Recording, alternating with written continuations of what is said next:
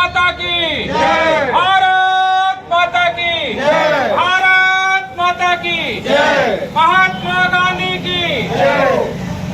140 करोड़ के बजट में से अध्यक्ष महोदय द्वारा 27 करोड़ 55 लाख का हिसाब दिया गया।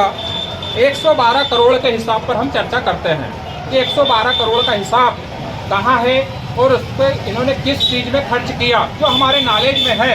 अभी तक तो इन्होंने हमें नहीं बताया, लेकिन हम आपके माध्यम से पूछना चाहते हैं कि वाहन खरीदी पर भ्रष्टाचार हुआ है, इसका जवाब अध्यक्ष महोदय ने क्यों नहीं दिया।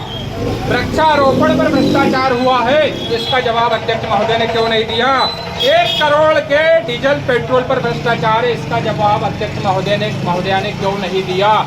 गाड़ियों में डीजल पेट्रोल भराता है, गाड़ियों एक गाड़ी जो है कभी जाती कभी नहीं जाती। मेरे यहाँ 3 दिन में आज गाड़ी मैंने फ़ोन लगाया जब जाने वाली है, और वहाँ पर प्रतिदिन उसका हिसाब डीजल पेट्रोल में लगाया जा रहा है।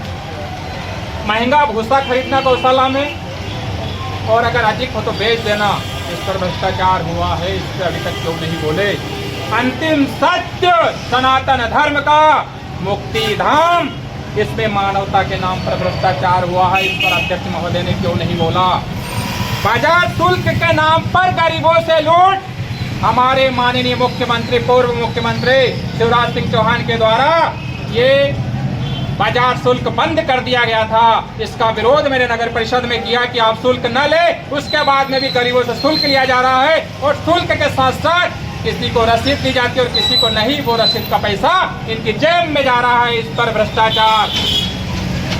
बजरीकरण के नाम पर भ्रष्टाचार, जेबीसी मशीन से नालों की सफाई के काम पर भ्रष्टाचार, ये अध्यक्ष महोदय ने आज तक क्यों नहीं बताया। स्वच्छता सामग्री, फिनाइल, झाड़ू, इन पर भ्रष्टाचार। प्रधानमंत्री आवास योजना, प्रधानमंत्री जी के मन में बहुत अच्छा कार्य है कि गरीबों को उनका आवास मिले, लेकिन उसके नाम पर भी भ्रष्टाचार हुआ है। जिसके पास 5 एकड़ जमीन, 10 एकड़ जमीन, जिसका पक्का मकान, उसको पहले आवास योजना, और जो गरीब जिसके पास मकान गिर रहा है, कोई रहने की जगह नहीं, उसको आवास योजना का लाभ नहीं दिया जा रहा है। वो चक्कर काट रहा है नगर परिषद का। क्यों? ये भी भ्रष्टाचार की श्रेणी में आता है। गरीबों के लिए कौन बोलेगा? गरीबों के लिए हम बोलेंगे, उनके हक की लड़ाई हम लड़ेंगे। इस टाइम में भ्रष्टाचार करने, जिन भ्रष्टाचार किया है, किन किन पे आप आरोप लगाना चाह रहे हैं? क्या नाम है आपका? मेरा नाम बहादुर सिंह राजपूत, पार्षद।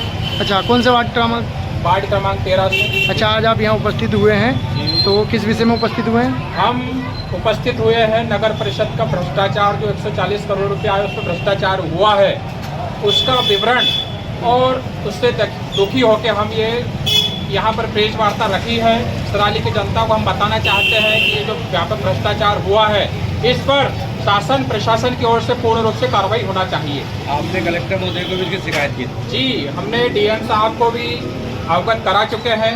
हमारा आवेदन दिया हुआ है, उस पर आज तक कोई कार्रवाई नहीं हुई है, और अगर कार्रवाई नहीं होगी तो भ्रष्टाचारियों के हौसले बुलंद होते जाएंगे। आपको क्या लगता है अध्यक्ष को कितना संरक्षण प्राप्त है? देखिए, सत्ता आने के बाद में स्वयं ही व्यक्ति अपने आप को ऐसा समझने लगता है कि मुझे अब किसी की आवश्यकता नहीं है। वो सत्ता के मद में अच्छा और बुरा सब भूल जाता है और अपने स्वार्थ हित में लग जाता है। लोगों की जो कार्य पूर्ण करना है उसकी और उसका ध्यान नहीं जाता। अच्छा, कितने का लगभग नगर परिषद सिराली में भ्रष्टाचार हुआ है? देखिए, ये आकलन लगाना तो बहुत बड़ी बात है। भ्रष्टाचार बहुत ज़्यादा मात्रा में हुआ है, अब वो करोड़ों में भी हो सकता है। कितना हुआ है, क्योंकि लेखा जोखा अगर सरकार इनसे मांगेगी तो पूर्ण रूप से दूध का दूध और पानी का पानी हो जाएगा। से पार्षद है और वो बीजेपी के अध्यक्ष हैं, इसलिए आप ये आरोप लगाना है। मैं एक चीज कहना चाहूंगा इस सार्वजनिक मंच से, और सत्य की पुकार महात्मा गांधी के यहाँ से, कि मैंने आज तक अपने जीवन में कांग्रेस बीजेपी नहीं किया। मेरी विचारधारा कुछ भी हो सकती है।